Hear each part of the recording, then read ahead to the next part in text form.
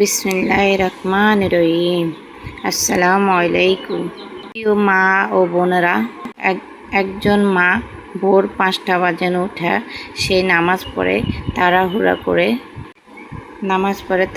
করে তারপরে রান্না, তারপরে সন্তানের টিফিন, স্বামীর অফিসের প্রস্তুতি। নিজে কখন নাস্তা করেছেন মনে নেই। সারাদিন কাজের পর তারপরে বিছানায় যান, তারপরে তার মনে হয় সে তো নাস্তা করেনি। তার মনে একটা প্রশ্ন আসে, হে আল্লাহ। তারপরে সে রাতের 11টার পরে বিছানা যান, তার একটা মনে প্রশ্ন আসে, হে আল্লাহ, আমি কি জান্নাতে যেতে পারবো? প্রিয় মা ও বোনেরা, আজকের প্রশ্ন উত্তর।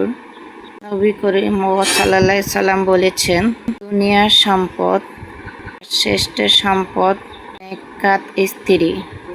ভাবুন একবার আপনারা, আল্লাহ পাক একজন নারীকে কতটা সম্মান দিয়েছেন।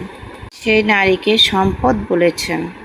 আরেক হাদিসে বলা হয়েছে, যে নারী 5 ওয়াক্ত নামাজ পড়বেন, রমজানে রোজা রাখে, সে নিজের লজ্জাস্থান হেফাজত রাখে, স্বামীর অনুরোধ করে, তাকে বলা হবে দরজা দিয়ে প্রবেশ করতে পারো।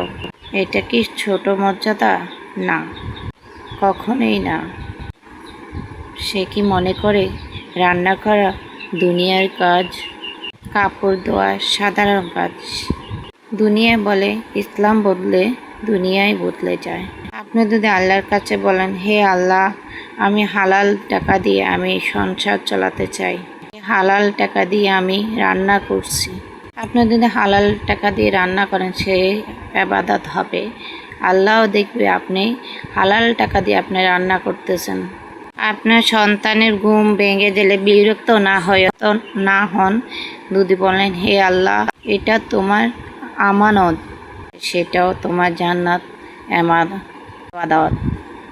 অনেক মা বোনেরা আছেন স্বামীর আগে, কিন্তু কেউ কৃতজ্ঞ না, তবু সেই চুপচাপ সেই নারীটাই কাজ করেন। জান্নাতের নারী 7টি প্রসিদ্ধ। এবার আসি মূল বিষয়। নাম্বার 1, নামাজ কখনো ছাড়বেন না। নাম্বার 2, গীবত কখনো গাইবেন না। নাম্বার 3, স্বামীর হক আদায় করুন। নাম্বার 4, সন্তানের দিন শিক্ষা দেয়। নাম্বার 5, অভিযোগ কম করবেন। নাম্বার 6, রাগের সময় চুপ থাকেন। নাম্বার 7, আল্লাহর উপরে ভরসা রাখবেন। এই 7টি গুণ একজনের মধ্যে নারীকে জান্নাতের কাছাকাছি নিয়ে যায়। সবাই আল্লাহ পাকের স্মরণ করবেন, 5 ওয়াক্ত নামাজ পড়বেন, সুস্থ থাকবেন, বিবেক কথা থেকে দূরে থাকবেন, আল্লাহও খুশি হয়ে যাবে। তাই আমি আর ভিডিওটা বেশি বড় করব না। সবাই লাইক কমেন্ট শেয়ার করে দেবেন। যারা এখনও লাইক কমেন্ট করেন সবাই একটু লাইক কমেন্ট শেয়ার করে দেবেন। আর যারা এখনও আমাকে সাবস্ক্রাইব করেন দয়া করে সবাই সাবস্ক্রাইব করে দেন, কলমেল বাজায় রাখবেন। অবশ্য নতুন নতুন ভিডিও দেওয়ার সাথে সাথে দেন আপনাদের কাছে যাই পৌঁছায়। আর আমার ভিডিওটা কীরকম হয়েছে তাও আপনাদের